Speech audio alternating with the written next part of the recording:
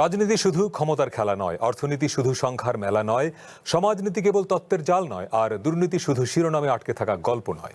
যে কথাগুলো আমরা প্রতিদিন শুনি কিন্তু সহজভাবে বুঝতে পারি না, যে সিদ্ধান্তগুলো আমাদের জীবন বদলে দেয় কিন্তু কেউ সহজ করে বলে না। এখানে আমরা চেষ্টা করব জটিল কথাকে সহজ ভাষায় ব্যাখ্যা করতে, অস্পষ্ট বিষয়কে স্পষ্ট করে তুলতে। এখানে কথা হবে সহজে, প্রশ্ন হবে সোজা সাপটা, যেন আপনি সহজে বুঝতে পারেন, ভাবতে পারেন এবং সঠিক সিদ্ধান্ত নিতে পারেন। আমন্ত্রণ কঠিন কথা সহজে, সাথে আছি আমিন আল রশিদ।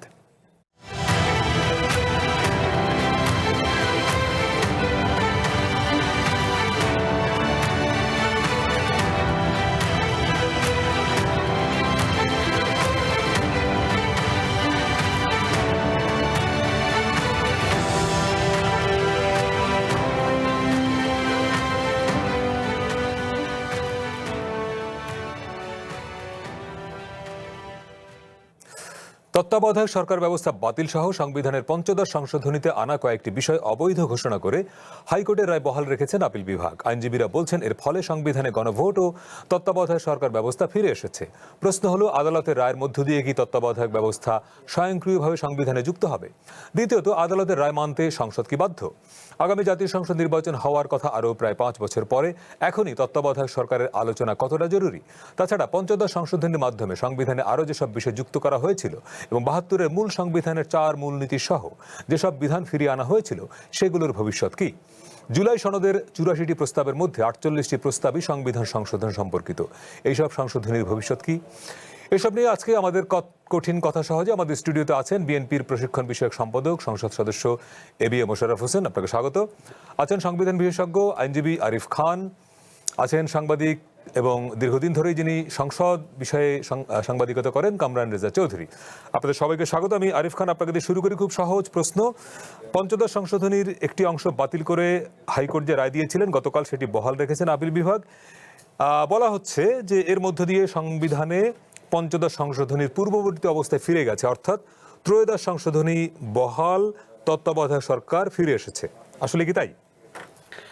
সহজ ভাষায় হ্যাঁ, ব্যাপারটা তাই। কারণ কোর্টে যখন ত্রয়োদশ সংশোধনীকে বা তত্ত্বাবধায়ক সরকার ব্যবস্থাকে, যেটা আমাদের সংবিধানে ছিল 2000 আগের আগ পর্যন্ত, সেটাকে যখন পঞ্চদশ সংশোধনী দ্বারা বাতিল করা হয়েছে, তখন খুব সুনির্দিষ্টভাবে চ্যালেঞ্জ করা হয়েছে এই তত্ত্বাবধায়ক সরকার ব্যবস্থা বাতিল করাটা সাংবিধানিকভাবে বৈধ কি অবৈধ না। তো সেটা নিয়ে মামলা হয়েছিল, আপনারা জানেন 2024-এ মামলা হয়েছিল। প্রথম রায়টাও খুব গুরুত্বপূর্ণ রায় 2024-এই এসেছে। তারপরে আপিল বিভাগে গিয়েছে এবং আপিল বিভাগে সর্বশেষ রায় দিল পরশুদিন, যে তত্ত্বাবধায়ক সরকার ব্যবস্থা যেভাবে বাতিল করা হয়েছে এটা অসাংবিধানিক এবং অবৈধ। ফলে তত্ত্বাবধায়ক সরকার ব্যবস্থা এবং এর বিধান সংবিধানে ফিরে এসেছে, এটা স্পষ্ট, এতে কোনো বিতর্ক নেই। কামরান রেজা চৌধুরী, একই প্রশ্ন, যে আসলে আদালতের রায়ের মধ্য দিয়ে কোনো একটি বিধান কি অটোমেটিক সংবিধানে যুক্ত হতে পারে, নাকি পার্লামেন্টের এখানে রোল আছে?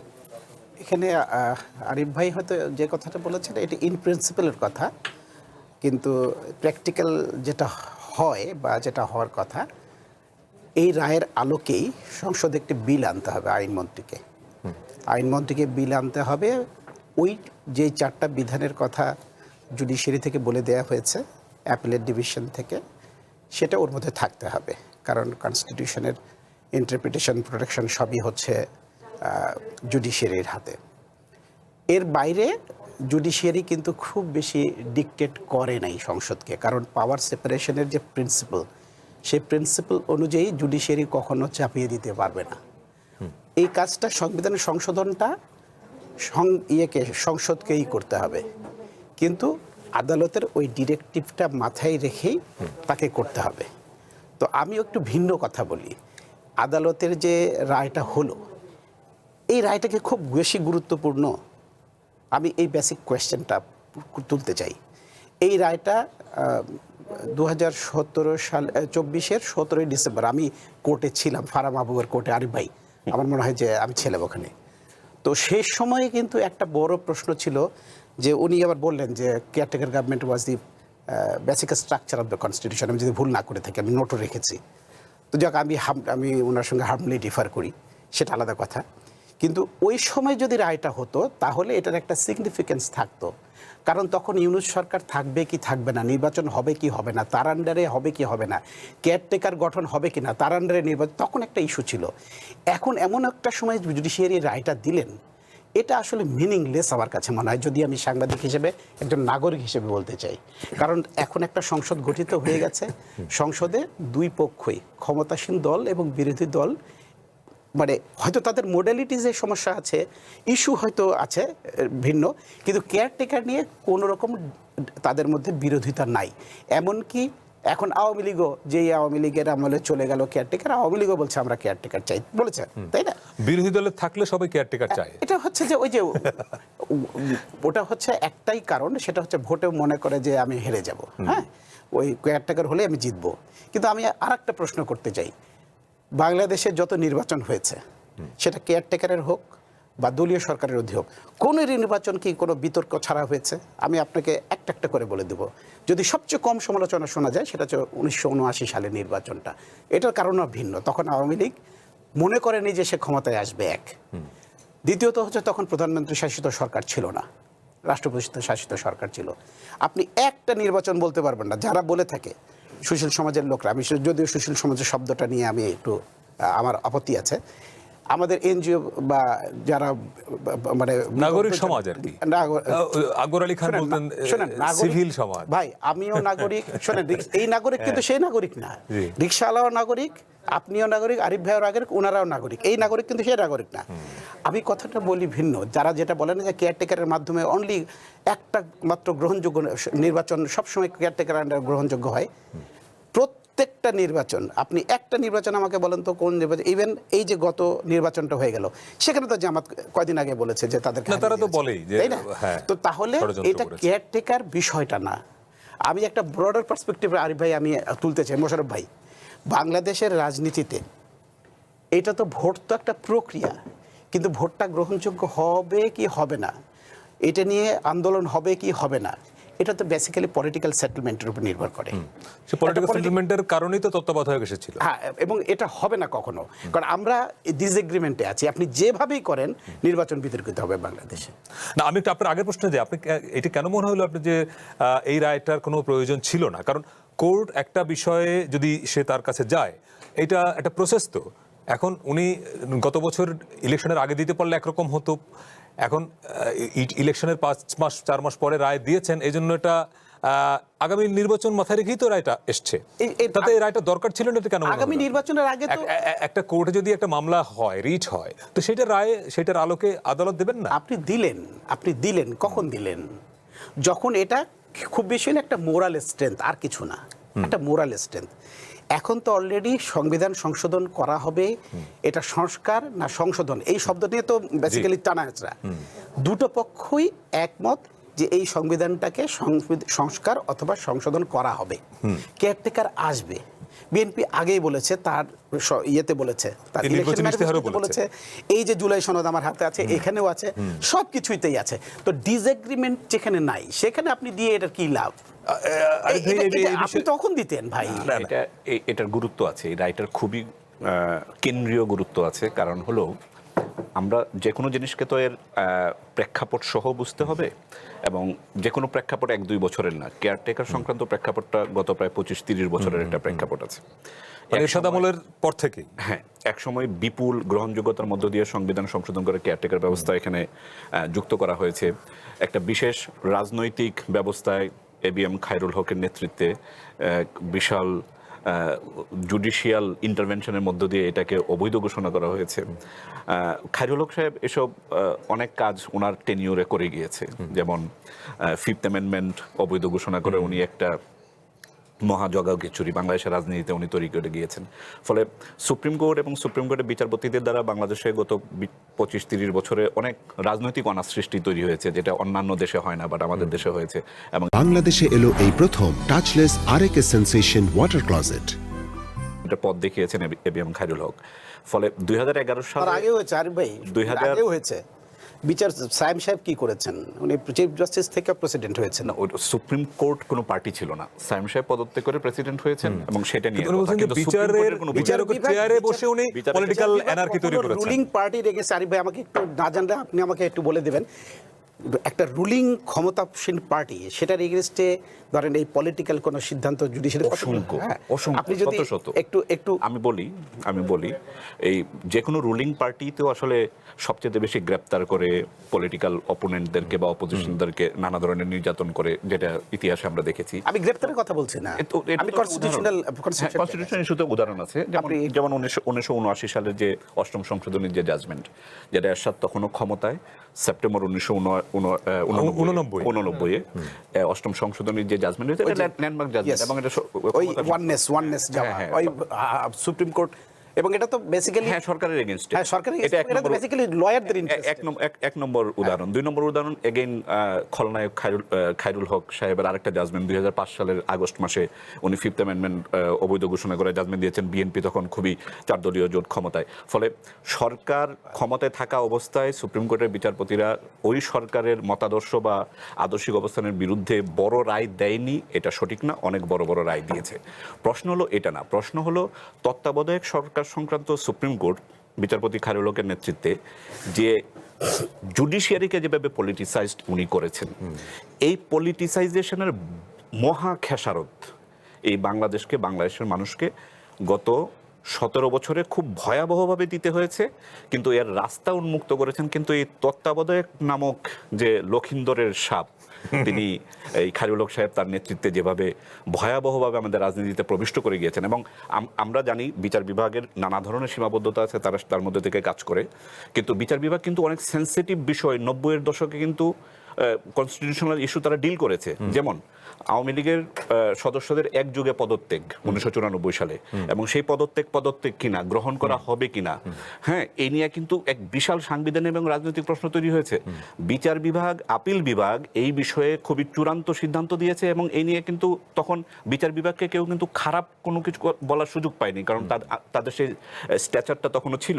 কিন্তু পরবর্তীতে যে বিচার বিভাগ বিতর্কিত হয়ে গেল এবং রাজনৈতিক বিভিন্ন চাল অনুসরণ করে তারা রায় দেওয়া শুরু করলো, এইটা শুরু কিন্তু এবিএম খায়রুল হকের মধ্য দিয়ে, এবং তত্ত্বাবধায়ক সরকারের এই জাজমেন্ট অবৈধ করে ঘোষণা করে যে জাজমেন্ট 2010 সালে, এইটা ছিল অন্যতম একটা বড় একটা ভয়ঙ্কর, আমি যেটাকে একটু আগে বললাম আমরা যেই জায়গাটা ছিলাম, ওই যে এরশাদের রায়ের বিষয়ে আমি শেষ কথাটা বলে ফেলি যে কেন এই রায়টা খুবই গুরুত্বপূর্ণ। আমি ওইখানে আসছি। যে রায়ের মধ্য দিয়ে বাংলাদেশের রাজনৈতিক ব্যবস্থাকে ধ্বংস করে দেওয়া হলো, ভোট নিশ্চিহ্ন করে দেওয়া হলো, সংবিধানকে প্যারালাইজ করে ফ্রিজারে, লাশ মারা গেলে যেমন আপনি ফ্রিজে ঢুকিয়ে রাখেন, আপনি সংবিধানকে শেখ হাসিনার এই মানে আতাতের মধ্য দিয়ে, আওয়ামী লীগের উত্থানের মধ্য দিয়ে আপনি ফ্রিজারে পাঠিয়ে দিলেন। ঠিক আছে, সংবিধান নামে একটা কঙ্কাল আমাদের হাতে আছে, কিন্তু এটার আসলে কোনো কাজ নাই, ভোট নাই, নির্বাচন নাই, অধিকার নাই, মত প্রকাশের স্বাধীনতা নাই। এই সব কিছু করা সম্ভব হয়েছে তত্ত্বাবধায়ক সংক্রান্ত এবিএম খায়রুল হকের সেই কলঙ্কিত জাজমেন্টের মধ্য দিয়ে। ওই জাজমেন্ট আমাদের সুপ্রিম কোর্ট কিভাবে দেখে, এবং সেই জাজমেন্ট যে সঠিক ছিল না, এটার একটা বিচার বিভাগীয় ঘোষণা অবশ্যম্ভাবী এবং অপরিহার্য ছিল, এবং এই জাজমেন্টের মধ্য দিয়ে, এই সম্প্রতি ঘোষিত এই রায়ের মধ্য দিয়ে সেই সুপ্রিম কোর্টের সুপিরিয়রিটি এবং সাংবিধানিক যে শুদ্ধতা সেটা প্রতিষ্ঠিত হয়েছে, এবং এটা দরকার। এবং পঞ্চদশ সংশোধনীতে ম্যাসিভ চেঞ্জ হয়েছে সংবিধানে, আমরা সেগুলো আসবো, সেগুলোর ব্যাপারে আদালত কিন্তু কোনো কিছু বলেন নাই, সেটা একটা ব্যাপার। আমি একটু অন্য প্রসঙ্গে যাই। গতকাল রায়ের পরে আইনমন্ত্রী বলেছেন যে তত্ত্বাবধায়ক সরকার হচ্ছে বিএনপির আন্দোলনের ফসল। কথা হলো, তত্ত্বাবধায়ক সরকার ব্যবস্থা বিএনপির সরকারের আমলে যুক্ত হয়, তার আগে 1994 থেকে 96 আওয়ামী লীগের নেতৃত্বে তৎকালীন বিরোধী দলের তীব্র আন্দোলনের মুখে। তাহলে তত্ত্বাবধায়ক সরকার বিএনপির আন্দোলনের ফসল, এইটা আইনমন্ত্রী বললেন, এটির ব্যাখ্যা কি আমি জানি না। আসলে দেখবেন এই তত্ত্বাবধায়ক ব্যবস্থা কিন্তু এখন এরশাদের পতনের পরও কিন্তু অনানুষ্ঠানিকভাবে হয়েছিল, হয়তো আনুষ্ঠানিক নামটা দেওয়া হয়নি। বিচারপতি শাহাবুদ্দিন কে ছিলেন? উনি অস্থায়ী হয়তো রাষ্ট্রপতি ছিলেন, কনস্টিটিউশনাল এক ধরনের তত্ত্বাবধায়ক সরকার, এক ধরনের। তার অ্যাডভাইজাররা কারা ছিল? তত্ত্বাবধায়কের মতোই কিন্তু। সুতরাং 91 নির্বাচন থেকে কিন্তু এই পদ্ধতিটা চলে আসছে। সর্বশেষ আপনি দেখেন যে যখন রাজনৈতিক দলগুলি এই আন্দোলনটা তুলেছিল, বিএনপি মেনে নিয়ে, আপনার নিশ্চয় মনে থাকার কথা 1996 সালে সারা রাত 28 মার্চ হ্যাঁ, সারা রাত সংসদ চালিয়ে কিন্তু সেদিন এটা সংবিধানের অন্তর্ভুক্ত করেছিল। আইনমন্ত্রী হয়তো ওই প্রেক্ষাপটে বলেছে যে এটা বিএনপি। না, আইনমন্ত্রী মহোদয়ের প্রেক্ষাপটটা ভুল বোঝার কোনো অবকাশ নেই। বিএনপির আন্দোলনের ফসল মানে বিএনপির গত 20 বছরের বা 17 না, সেটা তো করেছে। এটা তো সরাসরি বিএনপি তত্ত্বাবধায়ক সরকারের পক্ষে যে শক্ত অবস্থান নিয়েছে এটা আইনমন্ত্রী সাহেবের না, তারপর আপনি দেখবেন আরেকটু যে আইনমন্ত্রী হয়তো এই কারণেও বলেছে যে বিএনপির কিন্তু এই আন্দোলনের 17 বছরে হ্যাঁ বিএনপি কিন্তু বারবার বলেছে আমরা যখনই সুযোগ পাবো আমরা কিন্তু কেয়ারটেকার ফিরে যাব।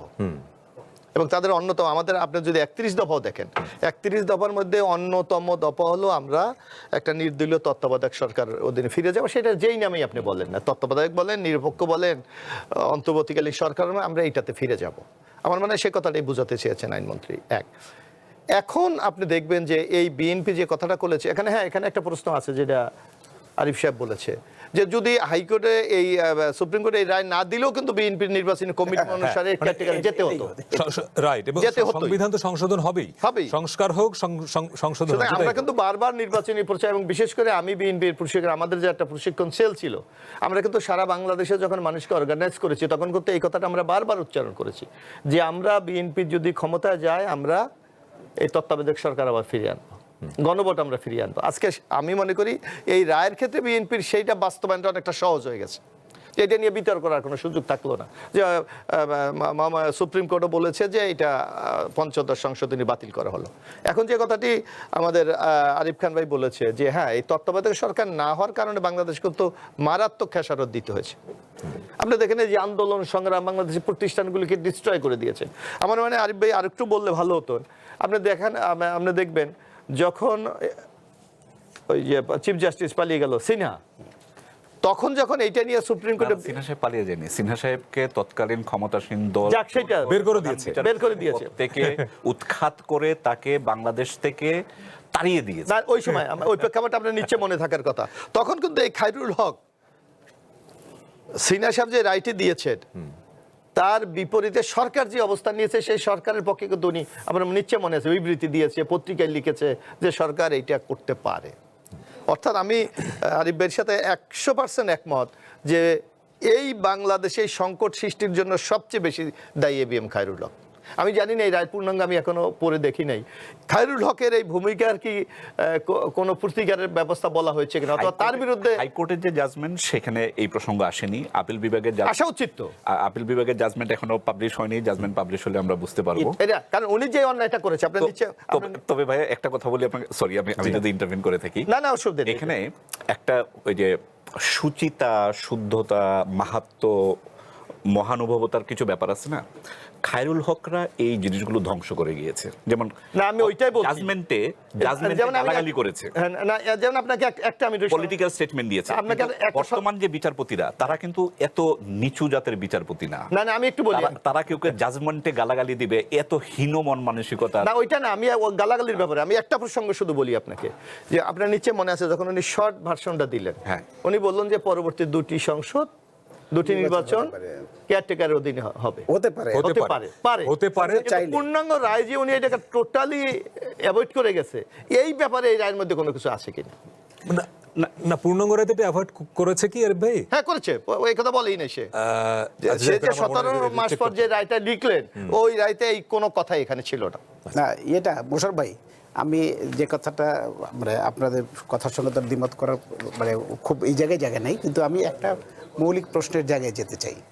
যদি বাংলাদেশের ধরেন বলা হচ্ছে যে কেয়ারটেকার সরকার বাতিল করে পলিটিক্যাল ক্রাইসিস সৃষ্টি হয়েছে, আমি একটা কথা বলতে চাই যে এই কেয়ারটেকার দেওয়ার পরে পলিটিক্যাল ক্রাইসিস সৃষ্টি হবে না তার কোনো গ্যারান্টি আছে? আপনার আমি একটা কথা বলি, বাংলাদেশে আপনি দেখেন যে কয়টা নির্বাচন বাংলাদেশে হয়েছে এখন পর্যন্ত, এই তো 12তম গেল, হ্যাঁ না 13টা গেল, 13তম গেল।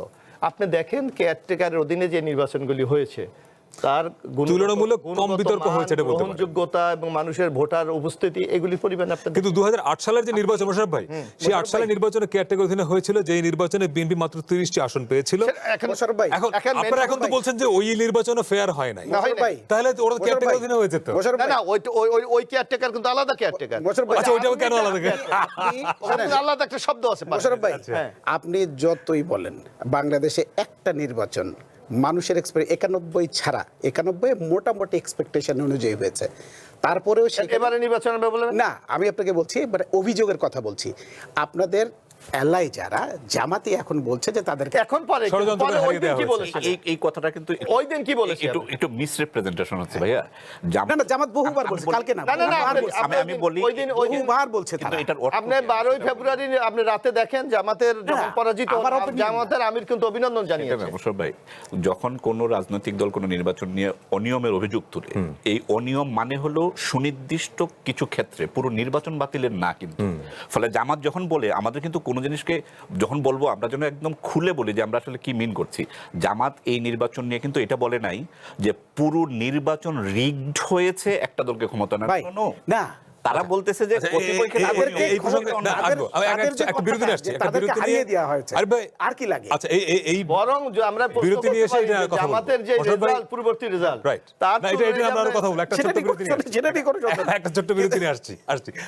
কঠিন কথা সহজে একটা ছোট্ট বিরতি নিয়ে ফিরছে, একটু পরে সঙ্গে থাকবেন।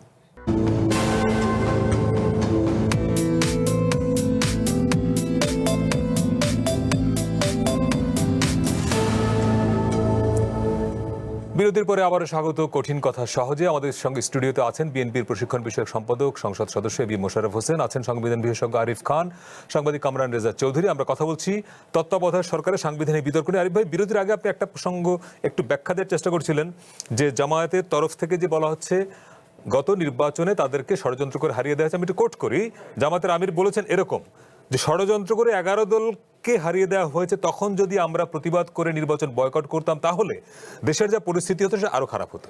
তার মানে উনি কিন্তু বলেছেন যে টোটাল 11 দলকেই ষড়যন্ত্র করে হারানো হয়েছে। আমি যে কোনো কথার ভার অনুযায়ী কথাকে ব্যাখ্যা করতে হয়।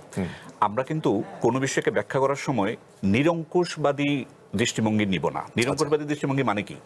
এটা একটা নিরঙ্কুশবাদী স্টেটমেন্ট হবে যে বাংলাদেশে কোনোদিন কোনো নির্বাচন সুস্থ হয়নি, এটা নিরঙ্কুশবাদী কথা, কথাটা সত্য না।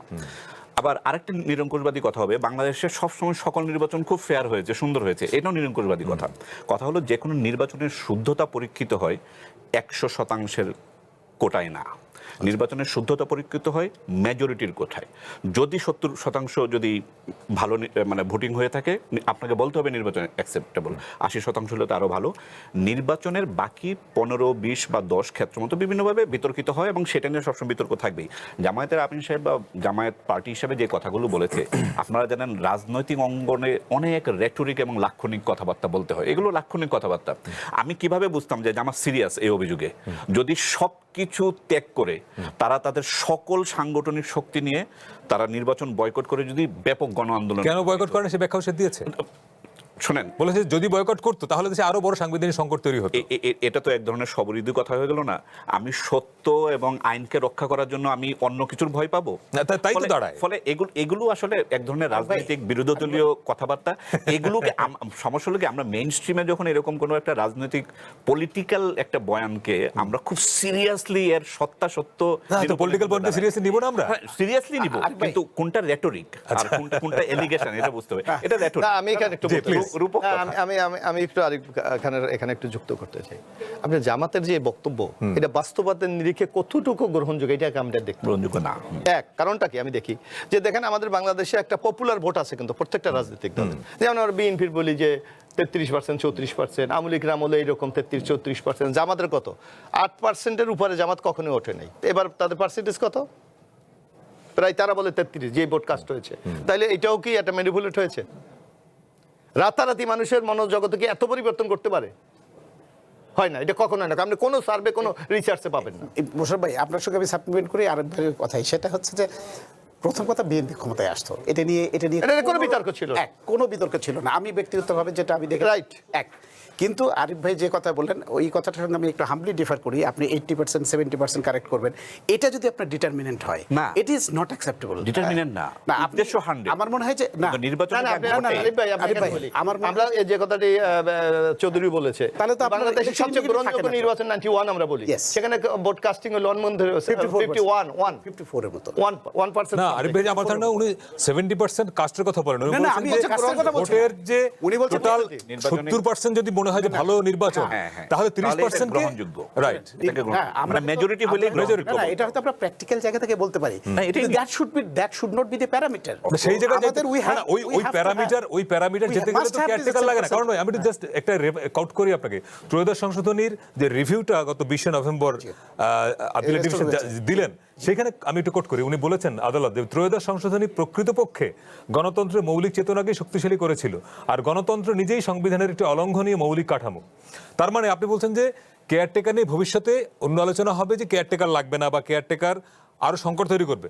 অ্যাপিলেট ডিভিশন বলে দিচ্ছেন যে কেয়ারটেকার সিস্টেমটাই হচ্ছে গণতন্ত্রের মানে কি বলে একটা মৌলিক কাঠামো। না, আমি কারণ এটা জুডিশিয়ারি যেহেতু রায়টা দিয়ে ফেলেছে, এটা ক্রিটিসাইজ করার অধিকার আমার আছে। এবং আমার কাছে মনে হয় না যে উনি বলেছেন তো এই সরকার যদি, আনফরচুনেট আরিফ ভাই you may disagree with me, আমার ব্যক্তিগত, আমি তো একটা সাধারণ মানুষ, আপনি আপনার জায়গা থেকে আপনি বলতে পারবেন না, বাংলাদেশে সরকার চেঞ্জ হলে জুডিশিয়ারির টোন চেঞ্জ হয়ে যায়, মিডিয়ার টোন চেঞ্জ হয়ে যায়, আপনি মানেন আর না মানেন টোন চেঞ্জ হয়ে যায়। না তাই তো হয়েছে, ত্রয়োদশ সংশোধনী যে অ্যাপিলেট ডিভিশন বাতিল করেছে, সেই অ্যাপিলেট ডিভিশন তো পরে আবার সেই রিভিউ করে বাতিল করে দিয়েছে। এটা আপনি বলতে পারেন হয়তো আপনার আমি সুপ্রিম কোর্টের আইনজীবী বলেই না, এছাড়াও একজন ইন্ডিপেন্ডেন্ট পজিশন থেকে আমি সুপ্রিম কোর্টের একটু পক্ষে আমার এখানে বলার সুযোগ আছে। সেটা হলো এই যে টোন চেঞ্জ হয়ে যাওয়াটাকে আপনারা যেভাবে মিন করতে চাচ্ছেন, বা কেউ যদি মিন করতে চায় এতে করে সে অন্যায়কে ন্যায় করে দেয় আর ন্যায়কে অন্যায় করে দেয়, কথাটা এটা না। কথা হলো সংবিধান এবং রাষ্ট্রের জাতীয় গুরুত্বপূর্ণ জিনিস বিভিন্ন নীতির আলোকে নির্ধারিত হয়।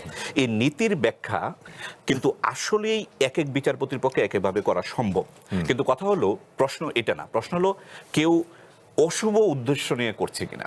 আমরা যদি তত্ত্বাবধায়ক সরকার ব্যবস্থা বিষয়ে আওয়ামী লীগের 2010 সালের অবস্থান, 11 সালের অবস্থান এবং এর মধ্যে এবিএম খায়রুল হকের নেতৃত্বে আপিল বিভাগ যে কাজটা করেছে, এখানে একটা সম্পূর্ণ স্পষ্টভাবে একটা অশুভ আতাত লক্ষ্য করা যায়, এই জন্য আমরা এটাকে খারাপ বলছি। কিন্তু তত্ত্বাবধায়ক সরকার ব্যবস্থা যে মূল যুক্তি যে এটা অগণতান্ত্রিক, কারণ এটা নির্বাচিত লোকদের নিয়ে, প্রতিনিধিদের নিয়ে গঠিত না। আপনি এই শুধুই নীতির প্রশ্নে এই জায়গাটাকে আসলেই গুরুত্ব দিয়ে সমালোচনা করা সম্ভব কিনা, আমি তো মনে করি সম্ভব, এক নম্বর। দ্বিতীয়ত যেটা আমাদের আমি একটু যোগ করি, আপনি এখানে আপনার সমালোচনা কিভাবে করবেন, কারণ বাংলাদেশের কনস্টিটিউশনের মূল অভিভাবক হলো আমাদের সুপ্রিম কোর্ট এবং রাষ্ট্রপতি এটা বাস্তবায়ন করে। রাষ্ট্রপতি তো তাদেরকে নিয়োগ দেয় অ্যাডভাইজার, তাইলে তাদেরকে আপনি অনির্বাচিত কিভাবে বলবেন? হ্যাঁ, ওই অনির্বাচিত মানে হলো না, আমার কিন্তু প্রেসিডেন্ট কিন্তু তাদেরকে নিয়োগ দিচ্ছে। এটা তো নিয়োগ না, নিয়োগ দিচ্ছে প্রেসিডেন্ট, নিয়োগ দেওয়া মানে তো সে তো জনগণের ভোটে সরাসরি নির্বাচিত তাহলে না, সে সংসদ দ্বারা নির্বাচিত। না, অবশ্যই সংসদ দ্বারা নির্বাচিত। আপনি এটা সংসদ দ্বারা রাষ্ট্রপতি নির্বাচিত, কিন্তু কেয়ারটেকারে যারা আসেন তারা তো সংসদ দ্বারা নির্বাচিত না, কিন্তু তাদেরকে তো নিয়োগটা দেয় কে? ওটা তো পরোক্ষ।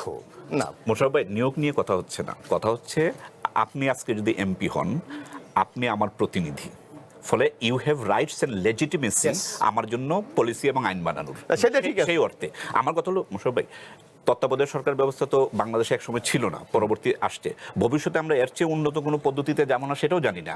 ফলে প্রশ্ন এটা না যে তত্ত্বাবধায়ক সরকার ব্যবস্থা আমাদের জীবনের শেষ কথা কিনা, না, সেটা ঠিক আছে। প্রশ্ন হলো এখানে আমাদের রায়ে যে বলেছে খুবই গুরুত্বপূর্ণ, মানে সুপ্রিম কোর্টের একটা সমস্যা কি, তার হাত পা বাঁধা, সে রায় ছাড়া অন্য কোনোভাবে নিজের ব্যাখ্যা দিতে পারে না। ফলে আমরা সুপ্রিম কোর্ট নিয়ে যে অনেক কথা বলি, এখানে রায়ের সঙ্গে যে পর্যবেক্ষণে প্রচুর কথা বলতে পারে। হ্যাঁ, কিন্তু এখানে আমরা দেখেছি যে ষোড়শ সংশোধনীর রায়ে আদালত যেভাবে পলিটিক্যাল বিষয়ে স্টেটমেন্ট দিয়েছে, পর্যবেক্ষণ দিয়েছে, তো ওটা তো নন পলিটিক্যাল কোনো বিষয় না। না, সেটাই আমি বলছিলাম যে সেটা রায়ের মধ্য দিয়েই পারে, এর বাইরে তো সে সংবাদ সম্মেলন করতে পারে না। এই যে এখানে যেটা বলছে যে তত্ত্বাবধায়ক সরকার ব্যবস্থা সংবিধানের মৌলিক নীতি, এটা কিন্তু সুপ্রিম কোর্ট বলে নাই। সুপ্রিম কোর্ট বলেছে গণতন্ত্র হলো বেসিক স্ট্রাকচার। এখন গণতন্ত্রকে সুরক্ষা প্রদানের জন্য আপনি কিছু উদ্যোগ নিতে পারেন যেগুলো গণতন্ত্রকে সুসংহত করবে।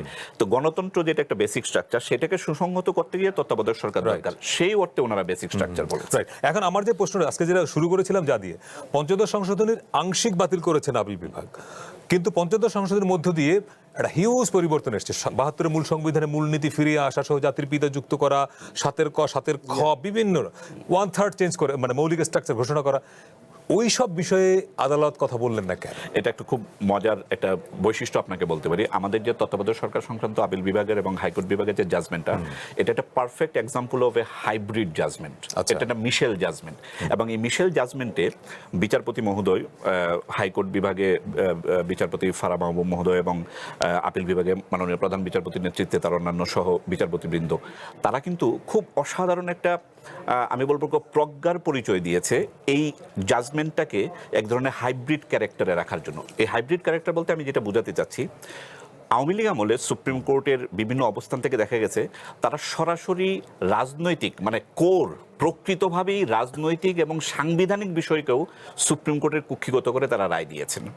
কিন্তু এইখানে সুপ্রিম কোর্টের বিচারপতিরা তারা তাদের নিজেদের প্রজ্ঞায় বুঝেছেন যে কিছু জিনিস আমি সাংবিধানিক অসাংবিধানিকতার পাল্লায় বা নিক্তিতে মেপে আমি এটাকে গ্রহণযোগ্য বলতে পারি, আর কিছু জিনিস আছে পিওরলি পলিটিক্যাল ইন নেচার, যেটা ঠিক সুপ্রিম কোর্টের বিচারিক এখতিয়ারের মধ্যে পড়ে না। Those are better to be handled by the parliament, জনগণের প্রতিনিধিদের দ্বারা। এই যে একটা প্রজ্ঞা এবং দূরদর্শিতা, যে সুপ্রিম কোর্ট তো আসলে সবার সুপ্রিম কোর্ট, কোন রাজনৈতিক দলের সুপ্রিম কোর্ট। এটা প্রজ্ঞা নাকি ওনারা রিস্ক নিতে চাইলেন না? সুপ্রিম কোর্টের কাজ তো কোনো রিস্কের দিক বিবেচনা করে বিচার করা না করা না, বরং সুপ্রিম কোর্টের কাজ হলো নিজেকে কোনোভাবে কোনো দলের মুখপাত্র বা দলের এজেন্ডার মেশিনে পরিণত না করা। এক্স্যাক্টলি যে কারণে খায়রুল হক সহ খায়রুল হকের সুপ্রিম কোর্টকে আমরা সমালোচনা করি। মানে আমেরিকা নিয়ম আছে, যিনি প্রধান বিচারপতি তার নামে সুপ্রিম কোর্টকে বলা। আচ্ছা, এটা একটা স্টাইল। খায়রুল হকের আদালত, খায়রুল হকের আদালত। সো আমরা তো তাই বলি, আমরাও তো বলতে পারি। তো আমাদের সুপ্রিম কোর্ট খায়রুল হকের নেতৃত্বে যেভাবে একটা রাজনৈতিক মেশিনে বা যন্ত্রে পরিণত হয়েছিল, যে রাজনৈতিক নীতি নির্ধারণ এবং আদর্শের সাথে লাইন রেখে তারা জাজমেন্ট দিচ্ছিল, এইটা যে বিচারপতিদের কাজ না। বিচারপতিদের কাজ যে শুধু জাস্টিসিয়েবল বিচারযোগ্য ইস্যু বা বিতর্কের নিষ্পত্তি করা, কোনো ওভার্টলি রাজনৈতিক বিষয়ে অনুপ্রবেশ করে যাহা সংসদের করণীয় তাহাকে নিজের কাঁধে টেনে না আনা। এইটার একটা অসাধারণ পরিশীলিত এবং মানে সীমিত একটা এক্সারসাইজ, যেটা আমি বলবো।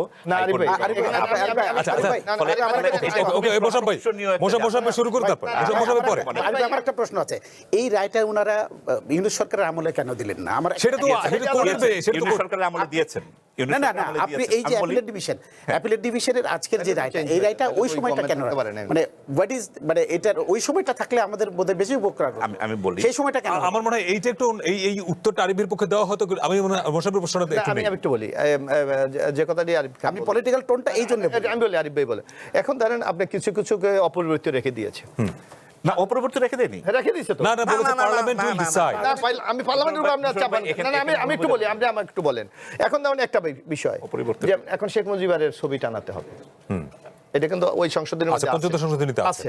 এখন যদি পরবর্তী যে যদি কখনো আওয়ামী লীগ ফিরে আসে, তারা বলে যে না বিএনপি এটা বাদ দিয়েছে, এটা তো রাইতে নাই, এটা তার পলিটিক্যাল স্বার্থ, এটা বিএনপি পলিটিক্যাল সিদ্ধান্ত নিয়ে পার্লামেন্টের সিদ্ধান্ত নেবে। আর সেটা না, আপনি তো এটা ওরা তো হাইকোর্টের রায়, ওইটা সুপ্রিম কোর্টের রায় ছিল না না, বিষয়টা ওই জায়গায় না। আপনি পঞ্চদশ সংশোধনীর মাধ্যমে এটা তো পাস করে, এটা বোধহয় ওভার সিম্পলিফিকেশন হচ্ছে। আমার মনে হয় যে সুপ্রিম কোর্ট তো ওই দায় নেবে না, বা পার্লামেন্টের যে এখতিয়ার ওতে ডিকটেট করবে, পাওয়ার সেপারেশনের প্রিন্সিপাল তো তাকে মাথায় রাখতে। এখানে আপনি পলিটিক্যালটা বিতর্কের জায়গা রেখে গেছেন। না না, অবশ্যই রেখে কেন বিতর্ক হবে না আমি বলি। কেন হবে না? আমি রাইটার অপারেটিভ অংশটা বলি। অপারেটিভ অংশটা হলো যে এগেইন আমরা একটু পিছিয়ে যাই। সুপ্রিম কোর্ট হাইকোর্টে পঞ্চদশ সংশোধনীকে যখন চ্যালেঞ্জ করা হয়েছে, যারা চ্যালেঞ্জ করেছেন বদিউল আলম মজুমদার সাহেব আছেন, তারা এটা কখন করেছে? এটা তো পরে, 25 আগস্ট পরে, আগে তো কেউ সাহস আগে করে না।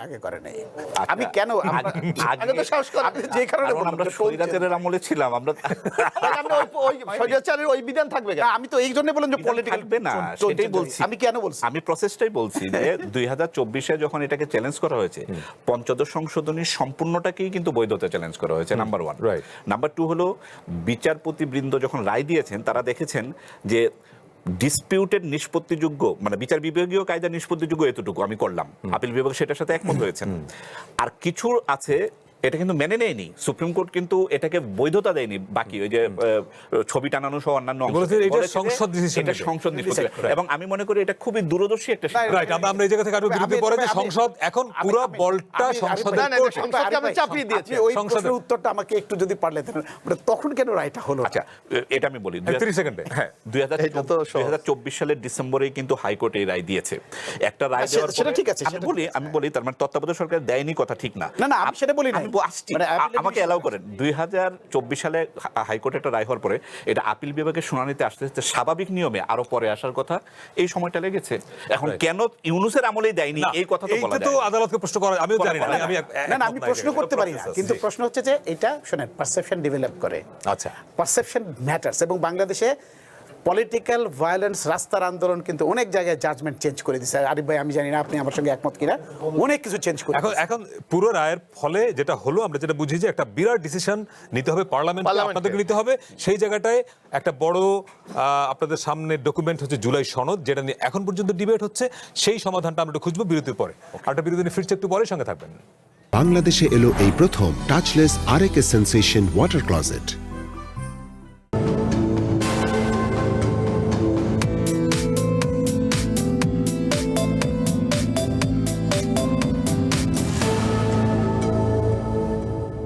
বিরতির পরে আবারও স্বাগত। কঠিন কথা সহজে আমরা তত্ত্বাবধায়ক সরকারের সাংবিধানিক বিতর্ক নিয়ে কথা বলছি, বিশেষ করে পঞ্চদশ সংশোধনী রায়ের পরে তত্ত্বাবধায়ক ব্যবস্থা অটোমেটিক সংবিধানে যুক্ত হলো কিনা, সংসদের এখতিয়ার কি, কাজ কি। আমাদের সঙ্গে আছেন বিএনপির প্রশিক্ষণ বিষয়ক সম্পাদক ও সংসদ সদস্য বি মোশাররফ হোসেন, আছেন সংবিধান বিশেষজ্ঞ আরিফ খান এবং সাংবাদিক কামরান রেজা চৌধুরী। আরিফ ভাই, মোশাররফের কাছে যাওয়ার আগে আমি একটা ছোট্ট প্রশ্ন করি। পঞ্চদশ সংশোধনী বাতিল করে যেসব পয়েন্টে অ্যাপিলেট ডিভিশন বলেছেন যেটা বাদ, তার মধ্যে একটা হচ্ছে 7 ক সংবিধানে, যে পঞ্চদশ সংশোধনীর মধ্য দিয়ে যুক্ত হয়েছিল যে অবৈধভাবে সংবিধান পরিবর্তন সংশোধন করলে কিংবা করার উদ্যোগ গ্রহণ করলে রাষ্ট্রদ্রোহের অপরাধ হবে, সর্বোচ্চ শাস্তি মৃত্যুদণ্ড। এখন অ্যাপিলেট ডিভিশন বা আদালত বলছে এটাও বাতিল। তো 7 ক বাতিল করার মধ্য দিয়ে ভবিষ্যতে অবৈধভাবে ক্ষমতা দখলের একটা সুযোগ তৈরি করা হলো কিনা? না, মোটেও না। অবৈধভাবে ক্ষমতা দখলের কোনো সিস্টেম কোনো বৈধ সিস্টেমে থাকে না। যখন অবৈধভাবে ক্ষমতা দখলের রাস্তা তৈরি হয়, সেটা আমাদের রাজনৈতিক ফেলিউরের কারণে হয়। এটা সংবিধানে আলাদাভাবে আগেভাগে শুনেন, সংবিধান যখন লেখা হয়, আমরা যখন গণতান্ত্রিক রাষ্ট্র এবং সমাজ প্রতিষ্ঠা করি, আমরা তো এটা ধরে নিই না যে আমরা ফেল করব। ফর এক্সাম্পল, আমি রিসেন্ট উদাহরণ দিই, আমরা কোনো প্রধানমন্ত্রীর কাছ থেকে কি এটা আশা করি সে নির্বিচারে তার জনগণকে খুন করবে? 2000 মানুষকে 2 সপ্তাহের মধ্যে সে খুন করে ক্ষমতায় থাকার চেষ্টা করবে? তো এইগুলো তো আগে থেকে লিখে নিষেধ করে রাখা। আবার প্রধানমন্ত্রী পালিয়ে গেলে, চলে গেলে কি হবে তাও তো লেখা নাই। কি হবে? এবং কারণ এটা কোনোটাই স্বাভাবিক না। ফলে এই যে সংবিধান বাতিল করা বা অবৈধভাবে ক্ষমতা দখল করা, এগুলো অস্বাভাবিক মুহূর্তের মানে কাজ। সেই অস্বাভাবিক মুহূর্ত যেন না আসে, সেই জন্যই তো আমাদের সাংবিধানিক আয়োজন। ফলে আমাদের দৃষ্টি এবং ফোকাস না, সেক্ষেত্রে এই যে বিধানটা করা হয়েছিল, তাহলে এটা বাতিল করার দরকারটা কি? থাকলেই বা অসুবিধা কি ছিল? এরকম ভালো কথা, এরকম বিধান সংবিধানে থাকা বিপজ্জনক। কারণ হলো সংবিধান একটা চির পরিবর্তনশীল এবং আধুনিক একটা ডকুমেন্ট। যতই পুরনো হোক, যেমন আমেরিকান সংবিধান 250 বছর বয়স হওয়া সত্ত্বেও কিন্তু এর আধুনিক ব্যাখ্যা সম্ভব। যদি আপনি সংবিধানের সংশোধন সংক্রান্ত কোনো বিষয়কে এভাবে মৃত্যুদণ্ডযোগ্য অপরাধ হিসেবে চিহ্নিত করেন, তাহলে কোনো বৈধ রাজনৈতিক দলও এই সংবিধানের ভবিষ্যতের সংস্কার এবং আধুনিকায়নের জন্য কোনো কর্মসূচি দিতে ভয় পাবে। কারণ তখন সরকারি দল বা যে কোনো দল ওইটাকে ব্যাখ্যা করবে সংবিধানের ওই বিধানের লঙ্ঘন হিসেবে, এবং তখন তাদের মৃত্যুদণ্ড চাইবে। এবং সবচেয়ে বড় কথা হলো, পৃথিবীর কোনো সংবিধান দেখেন, আমরা 1971 সালে স্বাধীন হয়েছি, 1972 সালে সংবিধান বানিয়েছি। আমরা যেন এমন ভাব না নিই যে পৃথিবীতে আমরাই প্রথম সংবিধান বানিয়েছি। না, আমাদের আগেও কমপক্ষে 100-রও বেশি রাষ্ট্র সংবিধান বানিয়েছে। তারা সাংবিধানিক কাঠামোতে যেসব জিনিস স্থির করেছে, কোনোটাতেই এরকম বিধান নাই থাকার দরকার। আর ভাই, আমার কাছে আর একটা জিনিস মনে হয়, এটা থাকার আর একটা বিপদ হচ্ছে যে ধরেন কোনোভাবে যেমন এখন যে সিচুয়েশনটা দেখা যাচ্ছে, এই বিধানটা আছে, এই 7 ক এবং খ নিয়ে কেন এত হইচই? দেখুন, আমি যদি খুব সোজা মাঠে বলি, একটা সরকার পতন হয়ে গেছে, যেই সরকার এটা দিয়েছে সেই সরকার পতন হয়ে গেছে। এখন যারা ক্ষমতায়িত হয়েছেন তারা তো সেই প্রোটেকশন চাইবে এবং তাদের বাঁচার জন্য তারা they will be very desperate. So এই জায়গায় বিপদ হচ্ছে, কোনো জায়গায় ধরুন XYZ যে কোনো পার্টি ক্ষমতা থেকে একটা সরকারকে সরিয়ে দিল, তখন তারা ইন্টারপ্রেট করবে we have been replaced unconstitutional, so you will be liable for that. আর এই যে রাষ্ট্রের বিরুদ্ধে ষড়যন্ত্র করা, এটার জন্য আমার মনে স্পেশাল পাওয়ার একটা আছে। তারপরে পেনাল কোডেও ব্যবস্থা পেনাল কোড 499 বলে না? আছে। তো সুতরাং আমার মনে হয় যে এটা মূল ইট ওয়াজ বেসিক্যালি পলিটিক্যাল ডিসিশন। এই পলিটিক্যাল ডিসিশন কেন, এটা যদি আপনি একটু গোড়ায় যান তাহলে দেখা যাবে বাংলাদেশের পলিটিক্যাল সিস্টেমে, বাংলাদেশ সিস্টেম ইয়ের পরে মানে মূল পাওয়ার স্ট্রাগলটা হয়েছিল political process, political party, in particular Awami League versus military. আপনি খেয়াল করে দেখবেন, এবং আওয়ামী লীগ সবসময় কিন্তু মিলিটারির যে খুব প্রো মিলিটারি ছিল তা না, পরে হয়েছে 2009-এর পরে হয়েছে সেটা না। কিন্তু আমরা যদি দেখি মিলিটারির মধ্যে আওয়ামী লীগের সমর্থন কম ছিল। যদি আমি আমি খুব মানে যেটা মানে মানুষ ওয়াইডলি ডিসকাস সেই কথাগুলো আমি বলছি। এই জন্য পলিটিক্যাল যারা অ্যানালিস্ট প্লাস আওয়ামী লীগের লোকজন যাদের সঙ্গে আমাদের কথা হয়েছে, আমরা মিশেছি, তাদের একটা কথা ছিল বিএনপির মধ্যে আর্মির মধ্যে বিএনপির প্রভাব বেশি, আওয়ামী লীগের প্রভাব আর্মির মধ্যে কম। তো সেটা হচ্ছে, আর আমার মনে হয় যে আওয়ামী লীগের লিডারশিপের একটা ডিসলাইকও ছিল টুয়ার্ডস আর্মি। এ কথা কিন্তু এখন বিভিন্ন জায়গায় বলা হচ্ছে বিভিন্ন বিষয়ে। তো ওই জায়গাটাও একটা ফ্যাক্টর থাকতে পারে, যাতে করে তিনি হয়তো ভয় করছিলেন যে মিলিটারি জায়গা থেকে হয়তো ভবিষ্যতে কু যাতে না হয়, সেই জায়গা থেকে রক্ষা করতে। উনি কিন্তু পলিটিক্যাল প্রসেস যতটুকু চিন্তা করেছেন তার চাইতে উনি চিন্তা করেছেন যে আওয়ামী লীগ নিজের সুরক্ষা, পলিটিক্যাল প্রোটেকশন। মোশাররফ ভাই, একটা বিষয়, পঞ্চদশ সংশোধনীর আংশিক বাতিল হলো, এর বাইরেও পঞ্চদশ সংশোধনীতে অনেকগুলো বিষয় আছে যেগুলো এখন সংসদকে ঠিক করতে হবে। এই ডকুমেন্টের আলোকে আইনমন্ত্রী বলেছেন যে ওনারা সংবিধান সংশোধন করবে জুলাই সনদের আলোকে।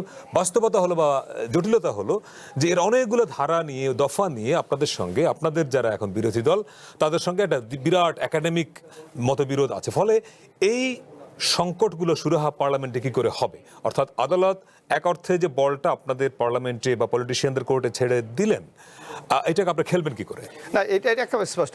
আমাদের দলের পক্ষ থেকে বলে, এই যে জুলাই সনদটা দেখেন, বিতর্কটা কোথায় এখানে আমাদের বুঝতে হবে। একটা হলো জুলাই সনদ, আর একটা হলো জুলাই আদেশ। এই দুটার মধ্যে বাস্তবায়ন আদেশ, হ্যাঁ বাস্তবায়ন, এটা নিয়ে কিন্তু বিরাট ডিফারেন্স আপনি যদি দেখেন। এখানে আপনি দেখবেন প্রত্যেকটি বিষয়ের উপর যে রাজনৈতিক দলের নিজস্ব একটা ওপিনিয়ন আছে, যেটাকে আমরা নোট অফ ডিসেন্ট বলছি। অনেক, যেমন এর মধ্যে 84টার মধ্যে 30টা কিন্তু ঐক্যমত আছে, 30টা নিয়ে কোনো বিতর্ক নাই। বাকিগুলির মধ্যে কোথায় বিএনপির নোট অফ ডিসিশন আছে, কোথায় জামাতের আছে, কোথায় এনসিপির অন্যান্য রাজনৈতিক দলগুলি আছে। তো সেখানে কি বলা হয়েছিল, আপনি যদি এই বিতর্কটা যদি আপনি দেখেন যে কি এখানে কি বলা হয়েছে, যে নোটটা কি, অবশ্য কোনো রাজনৈতিক দল বা জোট তাদের নির্বাচনী ইশতেহারে উল্লেখপূর্বক জনগণের ম্যান্ডেট লাভ করে, তাহলে তারা সেই মতে ব্যবস্থা গ্রহণ করতে পারেন। বিতর্কটা কিন্তু এই জায়গায়। আমরা বিএনপি অনেক জায়গায় নোট অফ ডিসিশন দিয়েছি, আমরা বলেছি আমরা নির্বাচনী ম্যানিফেস্টোতে এটা আমরা উল্লেখ করবো, জনগণ যদি আমাকে রায় দেয় তাহলে আমি সেটা বাস্তবায়ন করবো, স্পষ্ট আমার বক্তব্য। কিন্তু জুলাই আদেশ বাস্তবায়ন কিন্তু এটা ব্যর্থ আছে, তারা কিছু চাপিয়ে দিয়েছে। মোশাররফ ভাই, যে গন্ডগোলটা বাঁধবে, বিএনপি যেটা বলছে যে আমরা অক্ষরে অক্ষরে পালন করব, অবশ্যই আমরা জুলাই কিভাবে পালন করব, কিন্তু এই যে আপনার মানে তত্ত্বাবধায়ক, আমি তত্ত্বাবধায়কের জায়গায় থাকি, আপনি তত্ত্বাবধায়ক সরকার যেভাবে নিয়োগ হবে, এটার যদি একটা এই জায়গাটায় আসেন, বিএনপি কিভাবে বাস্তবায়ন করে? কেন বিএনপি নোট অফ ডিসেন্ট আছে, আপনি দেখেন ডিসেন্ট থাকার কারণে এখন তারপরে নোট অফ ডিসেন্ট যেহেতু আছে, তাহলে এটা আপনি সুরাহা করবেন কি দিয়ে? এটা আমি করব, আমার তো নিজস্ব একটা পার্টির নির্দিষ্ট একটা দৃষ্টিভঙ্গি আছে, এবং জনগণের কি সেন্টিমেন্ট, যেটা আমার তো জনগণ রায়। অনেকে বলেছে যে 70% তো হার পক্ষে দিয়েছে, কিন্তু আমার পক্ষ তো 56% দিয়েছে। আমি 51% আমি দল হিসাবে পেয়েছি, জোট হিসাবে আমি আরো 5% বেশি পেয়েছি, 56। তা আমার যে এই রায়টা আমি কি করব? বাদ দিলে তো মেজরিটি আপনারাই হন, আমরাই তো মেজরিটি। 70-এর মধ্যে 56 বাদ দিলে তো আপনারা মেজরিটি। আর কে, ওরা কয় পার্সেন্ট আছে? তো সুতরাং এইটা হলো রাজনৈতিক একটা রেটরিক, রাজনৈতিক ময়দানে একটা মানে আন্দোলন জিয়ে রাখার একটা কৌশলের বাইরে। আমি মনে করি আমিন ভাই, জিনিসটা এত জটিল না। আচ্ছা, আমরা জটিল মনে করি। কেন বলি জটিল না? এগেইন, আমরা কোনো কিছুকে যেন নিরঙ্কুশবাদী দৃষ্টিতে না দেখি। আচ্ছা, যেমন এই মুহূর্তে এই ব্যাপারে কি কোনো সন্দেহ আছে বা কোনো কনফিউশন আছে যে বাংলাদেশের সরকারি দল কারা? না। না। কোনো সন্দেহ আছে বাংলাদেশে সরকারের প্রধানমন্ত্রীকে? না। এই মুহূর্তে কোনো সন্দেহ আছে বাংলাদেশে মহান জাতীয় সংসদে কমান্ডিং সবচেয়ে বড় দল কোনটা? সন্দেহ নাই। প্রশ্ন হলো যে যখন জাতীয় সংসদ দ্বারা কোনো কিছু করা হয়, সংসদের খুবই নিজস্ব কার্যপরিধি আছে, তারা সেই অনুযায়ী কাজ করে। যেহেতু বিএনপি এখন সবচেয়ে বড় দল এবং তারা মানে জাতীয় সংসদের মেজরিটি, এইখানে জুলাই জাতীয় সনদের আলোকে যেসব প্রতিজ্ঞা আছে, যেসব আলোচনা হয়েছে, প্রত্যেকটারই একটা সর্বজন গ্রাহ্য, মানে তাদের দৃষ্টিতে বিএনপি, কারণ এখানে তো মেজরিটির Yes. এটা আপনাকে বিবেচনা নিতে হবে। জি, অবশ্যই। মেজরিটি দল হিসেবে তারা অবশ্যই প্রত্যেকটা জিনিসের একটা গ্রহণযোগ্য প্রস্তাব নিয়ে জাতির সামনে হাজির হবে এবং সেটা ভোটাভুটির মধ্য দিয়ে নিষ্পত্তি কিন্তু করতে হবে। প্রশ্নটা যাবে অন্য জায়গায়। এখন আমাদের ক্রাইসিসটা কখন হয়, যখন আমি যাকে মেজরিটি হিসেবে দায়িত্ব দিলাম তার সিদ্ধান্ত এবং তার রাজনৈতিক অবস্থানকেও যখন আমি মানবো না, এটা তো হতে পারবে না। তার রাজনৈতিক অবস্থান এবং তার, হ্যাঁ, এটার সাথে আমার দ্বিমত থাকতে পারে, আমি সেটার বিরুদ্ধে আন্দোলন করব, সেটার বিরুদ্ধে আমি প্রচারণা করব। ফলে আপনি যেটা বলছেন খুব সুন্দর কথা, যে বল এখন বিশ্বকাপের বল এখন সংসদের কোর্টে, পার্লামেন্টের কোর্টে। পার্লামেন্ট এটাকে খুব সেফলি খেলবে এবং যেটা এখনো পর্যন্ত আমরা জানি যে সংবিধান কমিটি গঠন করা হবে এবং সেই কমিটি আলাপ আলোচনার মধ্য দিয়ে একটা গ্রহণযোগ্য সাংবিধানিক সংস্কার প্রস্তাব নিশ্চয়ই তারা আরে ভাই, হাজির হবেন। এটা হচ্ছে যে এখানে দুটো ইস্যু আছে। একটা হচ্ছে প্রসিডিউর, আপনি যেটা বললেন প্রসিডিউর, আর তার সঙ্গে হচ্ছে একটা সেটেলমেন্ট, পলিটিক্যাল সেটেলমেন্ট। তো সংসদে 213টা আসন আছে, 14টা হয়ে গেল বোধহয় গতকাল দিয়ে। তো তা দিয়ে হয়তো বিএনপি করে ফেলতে পারবে, কিন্তু করে ফেলার পরে এটা যদি পলিটিক্যালি তার অ্যালাইকে, বিশেষ করে অপোজিশনকে যদি মানে বিএনপি ট্রাস্টে না নিয়ে করে, তাহলে আমার কাছে মনে হয় যে এটা খুব বেশি মানে বিতর্কের বাইরে থাকবে। না, অবশ্যই ট্রাস্টে নিতে হবে। ট্রাস্টে নিতে হবে। এই জায়গাটা হচ্ছে বিগেস্ট চ্যালেঞ্জ। এবং একটু চ্যালেঞ্জ আমি বলি, ট্রাস্টে নেওয়া এটা বড় দলের দায়িত্ব। আরেকটা বিতর্ক আপনি দেখেন, এই জুলাই সনদে কিন্তু একটা কথা স্পষ্ট বলা আছে যে আমার 1 থেকে 47টা পয়েন্ট পর্যন্ত সংবিধান সংশোধনের মাধ্যমে বাস্তবায়িত হবে। সংবিধান এটা কিন্তু স্পষ্ট বলা আছে। তাহলে আপনি আমার মেজর বিষয়গুলি আমি সংবিধান বাস্তবায়নের জন্য আমি কমিটমেন্ট করে থাকি, তাহলে আমার সংস্কার পরিষদ দরকার কি? তো ওই জায়গাটায় তো প্রশ্নটা এখন আপনার আচ্ছা, এই যে এগেইন আমি বলি আরেকটা জটিলতা।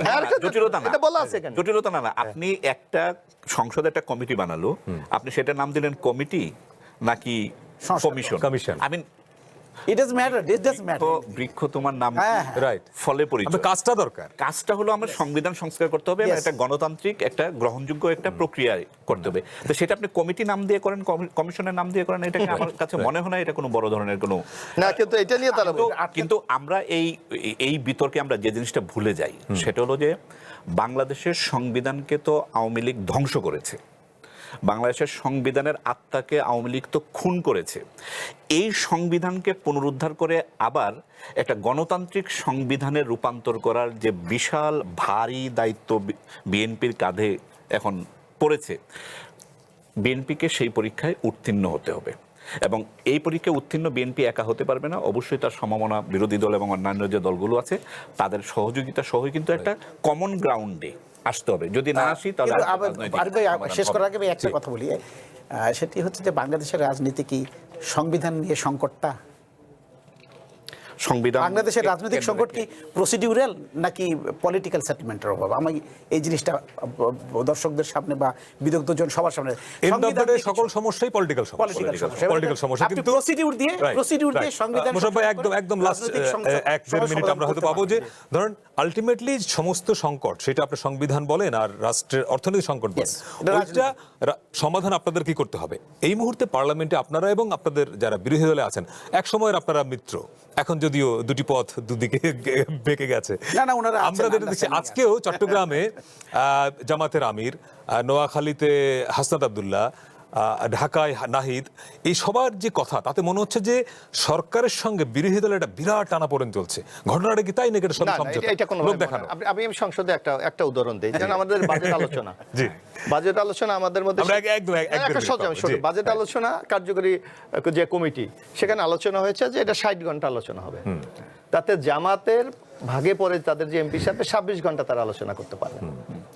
আপনি বিএনপি কত গণতান্ত্রিক এবং কত অ্যাডজাস্টমেন্ট করতে চায়, তারা আলোচনা করেছে 33 ঘন্টা, যেখানে তাদের পাওয়ার কথা 26 ঘন্টা, সেখানে 33 ঘন্টা। এরপর আপনি দেখবেন 2টা কমিটি হয়েছে, তাদের সরকারি হিসাব কমিটির এর আগে দেখবেন একটা এই যে জুলাই সনদের উপরে আলোচনা হয়েছে, তারা 77 জনে পায় কত?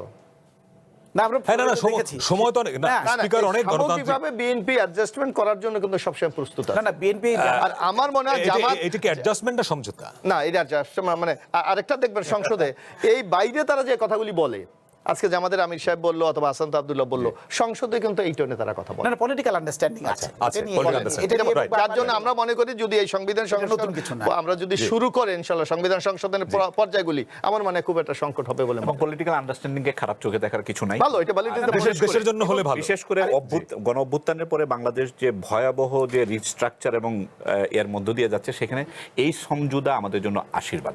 তবে সমস্যা সংকটও আছে, আমরা 30 সেকেন্ড পাবেন আপনি। সমঝোতার সংকটও আছে, সেটা আমরা কিছুদিন পর আর দেখতে পাবো। না না, এটা হবে না। অনেক ধন্যবাদ কামরান চৌধুরী, আরিফ খান, মোশাররফ হোসেন। দর্শক, আজকের মতো শেষ করছি। আমরা চেষ্টা করেছি জটিল বিষয়গুলোকে সহজ করে বলতে, যদিও সহজ কথা সহজে বলা যায় না।